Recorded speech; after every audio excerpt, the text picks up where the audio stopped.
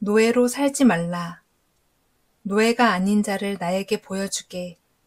누군가는 정욕의 노예이며 누군가는 탐욕의 노예이고 또 누군가는 권력의 노예이며 우리 모두는 두려움의 노예가 아닌가?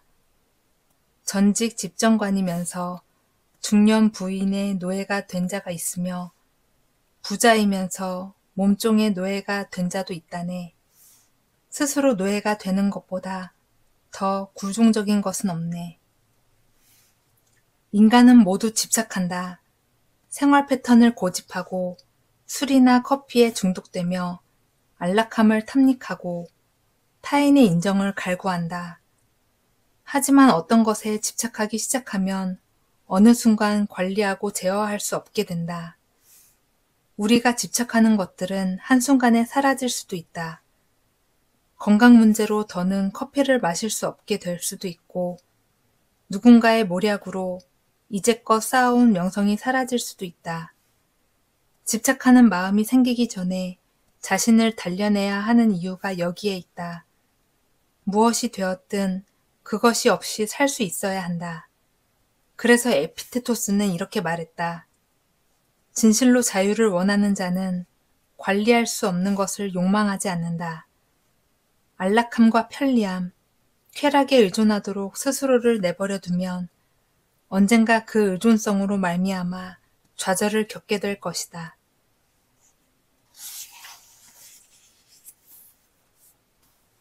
나를 찾는 공부. 여유 시간이 있어도 공부하지 않은 사람은 이미 죽은 것이나 다름없네. 살아있으면서 이미 무덤에 묻힌 자들이지. 당신이 이제껏 열심히 일했고 만족스러운 결과도 나왔다면 이제 휴식을 취해야 한다. 비행기를 예약하고 호텔을 잡고 해변으로 나갈 시간이다. 가방을 챙길 때 해변에서 읽을 책도 한 권 넣으시라. 시인처럼 여가를 즐겨보는 것은 어떨까? 시인은 자신을 둘러싼 세계를 관찰하고 질문을 멈추지 않으며 주어진 모든 것을 받아들이고 섭리를 이해하려고 노력한다. 그들은 쉬는 가운데에서도 배움을 구한다. 공자는 이렇게 말했다. 옛사람들은 자신을 위해 공부했지만 요즘 사람들은 남을 위해 공부한다. 무엇을 하려고 하든 배움이 먼저 선행되어야 한다. 하지만 타인의 인정을 받기 위한 공부, 고소득이 보장되는 일자리를 찾기 위한 공부는 딱 거기까지다. 반면 평생 가는 공부는 나를 찾는 공부다. 스토아 철학에서는 자신의 안락함을 추구하기 위해서 공부하는 자에게는 진정한 자유가 없다고 했다. 공자가 말한 공부의 의미도 이런 뜻일 것이다. 우리를 비참하게 만드는 것. 왜냐하면 평화조차 더 많은 걱정거리의 원인이 되기 때문이라네. 한때는 우리에게 든든한 확신을 불러일으켰던 안전한 상황에서도 더는 마음을 열 수 없게 되네. 한때 든든했던 것이 맹목적인 두려움을 불러일으키고 더는 안전함을 가져다 주지 못하지. 그럼 이제 위험을 피하려는 것이 아니라 아예 달아나려고 한다네. 그러나 등을 돌리고 달아나면 더 큰 재앙을 만나게 된다네. 속담 중에 이런 말이 있다.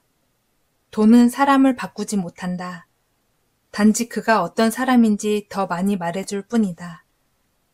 또 저널리스트 로버트 카로는 권력에 대해 이렇게 말했다. 권력은 부패하지 않는다. 그냥 까발려질 뿐이다. 두 가지 말 모두 돈과 권력에 대한 허망함을 비유적으로 표현하고 있다. 세네카의 말처럼 세속적인 것을 추구하는 사람은 늘 두려움에 빠진다. 그것을 잃을까봐 두려운 것이다. 두려움 앞에 좋은 일이 일어날 것이라는 확신은 중요하지 않다. 확신도 공포를 쫓아내지 못한다. 두려움은 언제나 걱정거리를 찾아다니며 우리를 비참함 속에 머물게 한다. 소유하는 순간 두려움이 찾아온다. 그래서 잃을 것이 많을 때 두려움은 더욱 커진다. 세속적인 가치에 집착하는 마음은 우리를 더 많이 갈망하게 하는 악순환 속에 빠지게 할 뿐이다.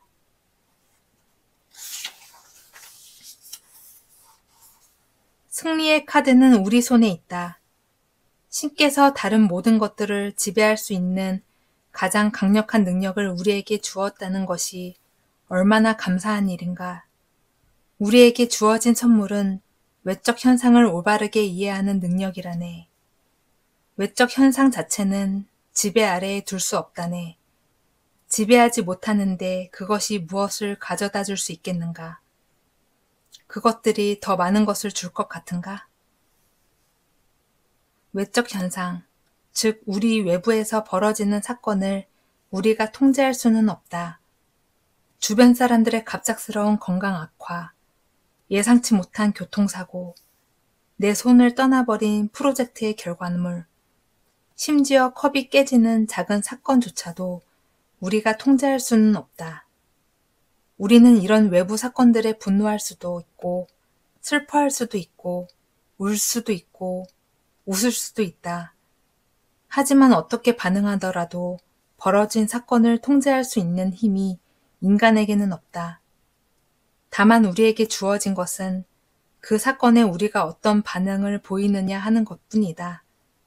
이것이 지금 우리 앞에 놓인 모든 난관이 뜻하는 바다. 적절하고 옳은 대응을 찾을 수 있다면 승리의 카드는 많다. 보잘것없는 것들이 주는 행복. 그 어떤 것도 탐욕을 만족시킬 수는 없습니다. 하지만 아주 작은 것으로도 우리의 자연적 본성을 충족시킬 수는 있습니다.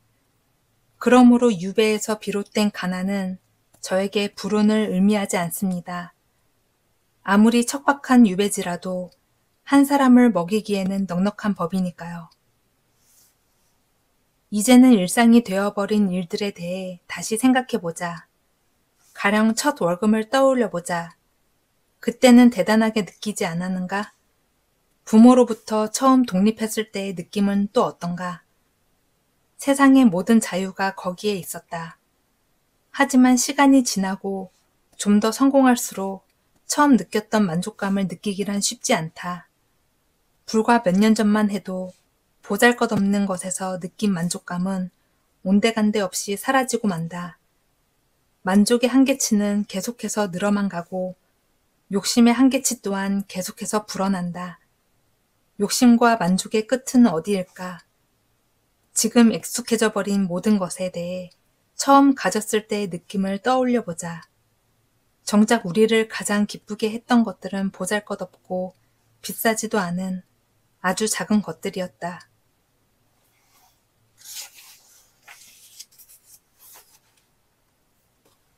실제에 집중하라. 습관이나 이론 중 어떤 것의 덕성을 함양하는 데 좋은지 논쟁이 일어난 적이 있다. 이론은 옳은 행동이 무엇인지 가르쳐준다. 습관은 행동이 그 이론과 조화를 이루는지를 알려준다. 내 생각으로는 습관이 더 효과적이다. 햄릿의 다음과 같은 대사가 나온다. 천지간에는 자네의 철학으로 상상하는 것보다 더 많은 것이 존재한다네. 호레이쇼.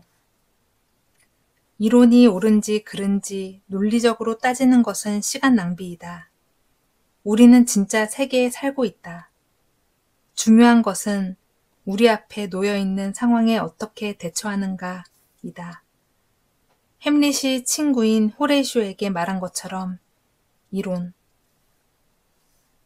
그것이 아무리 정교하다고 할지라도 실제하는 세계보다 단순하고 분명하다. 모든 것을 설명하는 이론은 없다. 우리는 종종 그 사실을 잊는다.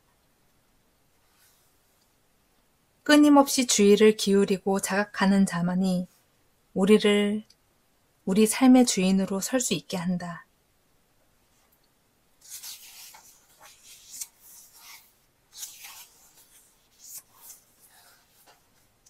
당신의 의무를 다하라.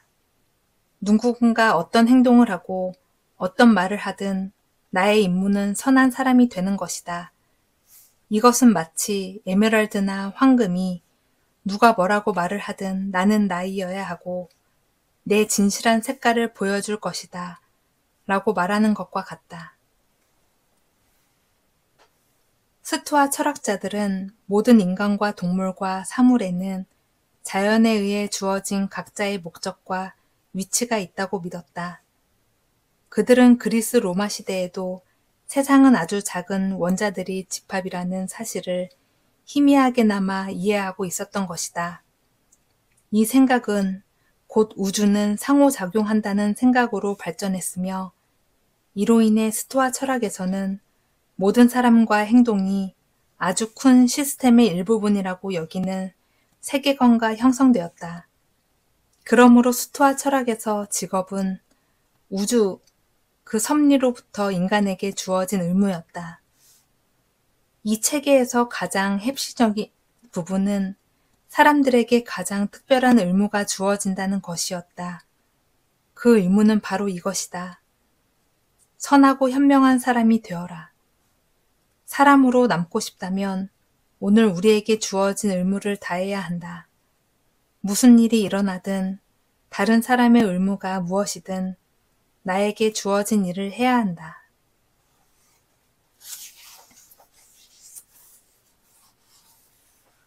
가장 가치 있는 자산이란 현명한 사람은 아무것도 잃지 않을 수 있다. 그 사람은 모든 것을 자신의 내면에 쌓아두어 운명에 맡기지 않는다. 그들은 자신의 선함을 미덕이라는 단단한 가죽으로 정정하며 우연으로부터 어떤 것도 바라지 않는다. 그러하여 운명에 의해 늘어나거나 줄어드는 법이 없다. 어떤 사람은 주식, 신탁, 부동산 같은 자산에 투자하고 또 어떤 사람은 인간관계와 업적의 자산을 투자한다. 그런가 하면 어떤 사람은 세네카가 말한 것처럼 자신에게 투자한다. 이들이 투자한 것 가운데 시장의 변동과 재앙에도 흔들리지 않는 자산은 무엇일까? 어떤 자산이 고난과 시련의 국면에서 가장 회복력이 빠를까? 또 우리를 절대 버리지 않는 것은 어떤 자산일까? 세네카는 황제의 스승이자 친구였고 상당한 부자였다. 그러나 네로는 점점 미쳐갔고 세네카는 자신이 위험에 처할 수 있음을 예감했다. 그는 자신의 전 재산과 황제에게서 받은 모든 선물을 돌려주려는 조건으로 네로로부터 완벽한 자유를 얻고자 했다. 네로는 이 제안을 거절했고 세네카는 추방당하고 만다. 그도 잠시 어느 날 사형 집행인들이 세네카를 찾아온다. 그 순간 세네카에 의지할 수 있는 것은 돈도 친구도 과거의 업적도 아니었다. 그에게 남은 것은 내적인 성찰이었다. 그것만이 그의 위엄과 명예를 끝까지 지켰다.